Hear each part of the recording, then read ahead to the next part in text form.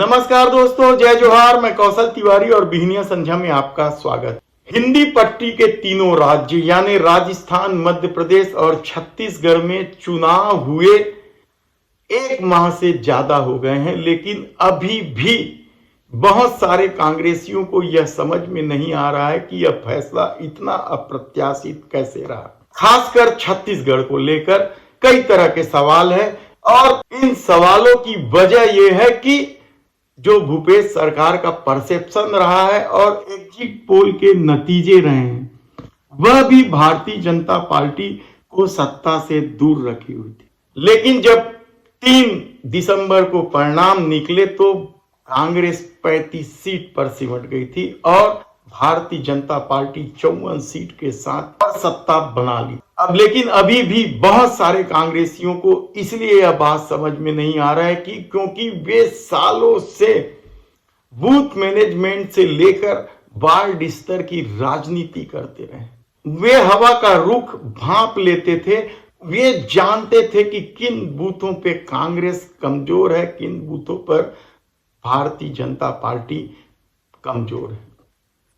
और परिणाम इतने अप्रत्याशित आएंगे इसकी कल्पना उन्होंने नहीं की थी। इसलिए जब इस तरह के परिणाम आए तो ईवीएम को लेकर सवाल उठना स्वाभाविक है। इसके अलावा जिस तरीके से सोशल साइट में ईवीएम को लेकर सवाल उठ रहे हैं, जिस तरीके से नए नए खुलासे हो रहे हैं, किस तरीके से ईवीएम जलाने की घटना हो रही है या ईवीएम बिगड़ने की बात सामने आ रही है, उसे लेकर अब कांग्रेस के कई नेताओं को यकीन है कि ईवीएम में बगैर बदमाशी के कुछ नहीं हो सकता था।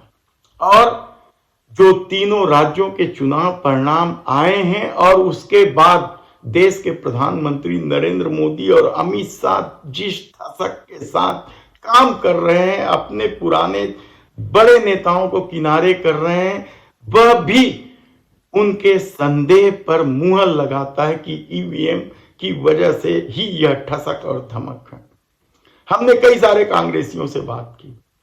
उनमें से हमने छत्तीसगढ़ के बड़े नेता विद्याचरण शुक्ल, जो झीरम कांड में शहीद हो गए, उनके खास समर्थक, सदर बाजार, सद्दानी बाजार एरिया राजधानी के, उसमें दुकान भी चलाते हैं और सालों से विद्या भैया के समर्थक रहे हैं। उनसे जब हमने बातचीत की तो वे बेहद आक्रोशित थे ईवीएम को लेकर।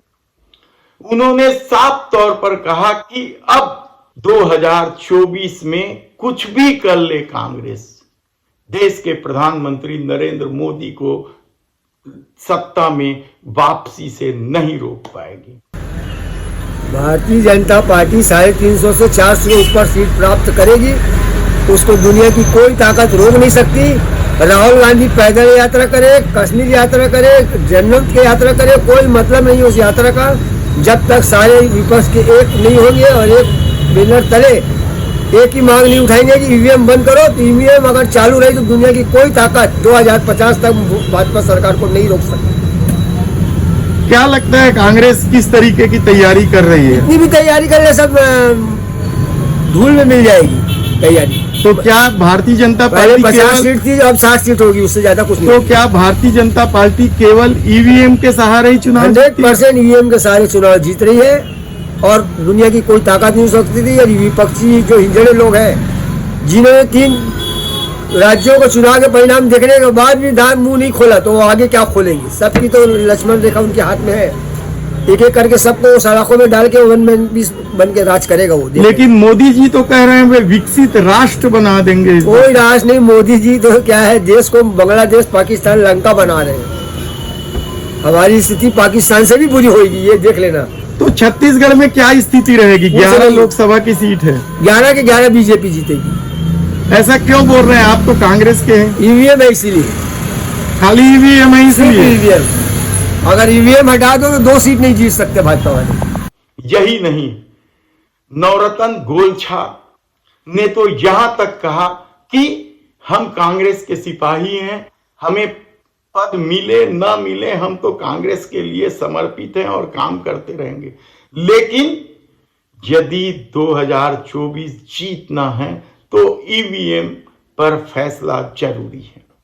इसी तरह से हमने कई नेताओं से बात की, आपको धीरे धीरे को उनसे रूबरू कराते जाएंगे कि ईवीएम को लेकर इतना अविश्वास क्यों है। कल तक जिस व्यक्ति का हम नाम सुनना पसंद नहीं करते थे, आज हम उसकी जय जयकार इसलिए कर रहे हैं कि हमको दुनिया में जीना है, तो इनकी जय जयकार करना पड़ेगा, नहीं तो धंधा पानी सब चौपट हो जाएगा, परिवार से सलाखों में चले जाएंगे।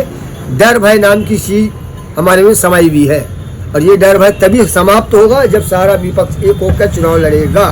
किस तरीके से नैरेटिव पहले गढ़ा जाता है, फिर ईवीएम का इस्तेमाल किया जाता है, इसे लेकर भी लोगों ने कई तरह की बात की। ध्रुवीकरण को लेकर भी कई तरह के सवाल हैं, क्योंकि ये नैरेटिव है। उनका कहना है कि इस तरह के माहौल बना दिए जाते हैं, उसके बाद ईवीएम सेट किए जाते हैं। ये किस तरीके से छत्तीसगढ़ में खेला गया, इसे लेकर भी हम बड़ा खुलासा करेंगे। लेकिन फिलहाल ईवीएम को लेकर जो सवाल उठ रहे हैं और मामला सुप्रीम कोर्ट में चल रहा है, चुनाव आयोग क्या कहता है, क्या करता है, सुप्रीम कोर्ट के फैसले क्या आएंगे, इसे हम आपको बताते रहेंगे।